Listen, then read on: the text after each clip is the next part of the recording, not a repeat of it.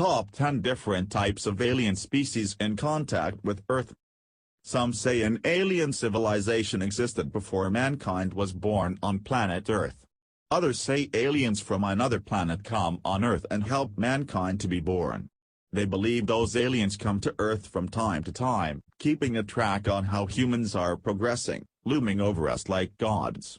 Here are, unknown to most of us, such alien races in contact with Earth. 10. Greys. The Greys come from a star system known as Zeta Reticuli, which is a star system located somewhere in the southern celestial hemisphere and are thought to be one of the alien races in contact with Earth. At a little over 40 light-years away, they're practically our closest neighbors, the type of neighbors that you conveniently forget to invite over for a dinner party. If we had to pick out one particular race in the cosmos and call them the bad guys, it would definitely be these guys. Tall and humanoid with a long head, and distinctive gray features, they are the most commonly depicted alien life form in our media and are also the beings that are most commonly described by alien abductees who have been returned back to Earth.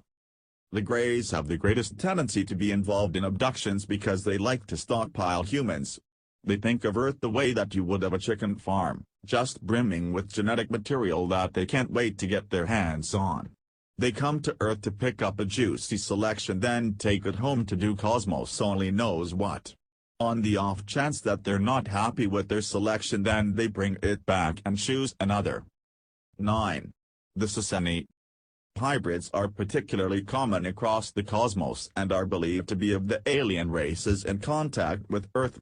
Some even believe that we humans are genetic hybrids ourselves, but that's a discussion for another conspiracy forum. The Sassani are a hybrid that was developed from reptilians and gray humans.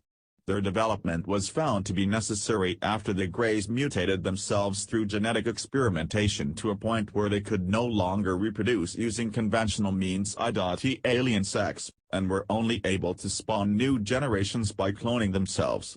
Cloning is well and good if you want to create new beings, however it gives no genetic variation over successive generations, which lead to problems. So they came to Earth and convinced a few people to share our genetic information with them. From this genetic crossover, the universe was blessed with an entirely new type of being, the Sassani, who in a way are like our interstellar cousins.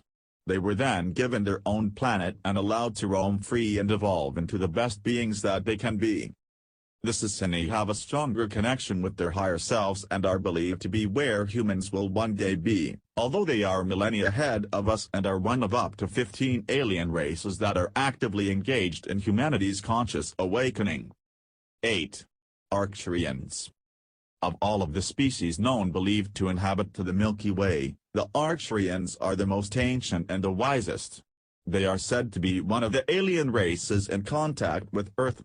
If Yoda came from any one of the alien species on this list, it would probably have been this one. Theirs was the first system to be given the gift of life in our galaxy, and all of the other species, ours included, may have descended from them. They've mutated and evolved over their time and now exist in many forms. The main race of Arcturians stands to about 5 feet with green skin and large eyes that can see right through you. Just like most nerds, this race's development of their minds rather than their bodies made them small in stature, so you could probably take one of them in a fist fight. However, their advanced intelligence means that if any alien species out there knows how to use the Force from Star Wars, it's these guys, so watch out. Thankfully they do have a reputation for being the most kind and loving beings in the galaxy, so if you manage to piss them off, then you must be a douchebag of galactic proportions. 7. The Nordics. The Nordics look like Norse gods, blonde with brilliant blue eyes and the bodies of 6-foot-tall, finely toned athletes. You can see where the Scandinavians got their inspiration for Thor from. The Greys got a lot of attention when it comes to alien sightings, but the Nordics are a species that come into contact with humans almost as much as they do. However, they are more interested in the well-being of the human race than the Greys are, even though some eyewitness reports claim to have seen Nordics in the same alien craft as Greys. A possible explanation for this is that those Greys were slaves or servants to the Nordics, as a Grey's lack of empathy makes it an ideal butler. 6. The Pleiadians. The Pleiadians come from a bright star cluster known as the Pleiades and are one of the beings in the Milky Way that closely resemble humans. They are thought to be one of the alien races in contact with Earth, therefore you could be sitting in a room with one right now and not even know it. A major difference between us and them is that they are particularly sensitive to the physic energies that are constantly streaming across the universe. This means that the best way of reaching out to one of them would be by concentrating on sending out psychic messages. Put simply, if you really want to meet up with a Pleiadian for a cup of tea or a few brews, just sit down and meditate on it. Whether they choose to show up or not depends on how much they're feeling your psychic energy, so sending messages like "get your interstellar BTS over here, now," are unlikely to work out well for you. 5. The Yahyel. There's been a lot of talk about which race will be the first to officially disclose their presence to Earthlings. The one that alien experts, assuming that you can call them that, all seem to agree on is the Yahyel. This is one of the alien races in contact with Earth and is known to be kind and loving, and they have been touted as the best beings to make first contact with us due to their advanced and harmonious relationship with technology, something that we here on Earth are having a little trouble balancing out. Whenever a new invention comes about, we weaponize it first, feed the hungry second. The Yahyel know that we're not the friendliest beings out there, so they're taking their time to make themselves known by easing their way into our psyches with friendly UFO sightings such as the March 1997 sighting known as the Phoenix Lights that they claim responsibility for. During that event they gave thousands of people across the state of Arizona in North America a spectacular light show in the sky, and there's even video for anybody who missed it. 4. The Anunnaki. If human beings were able to successfully colonize another planet, what would be the first thing we'd do? Pillage it for resources, of course, which is exactly what the Anunnaki did when they arrived on Earth.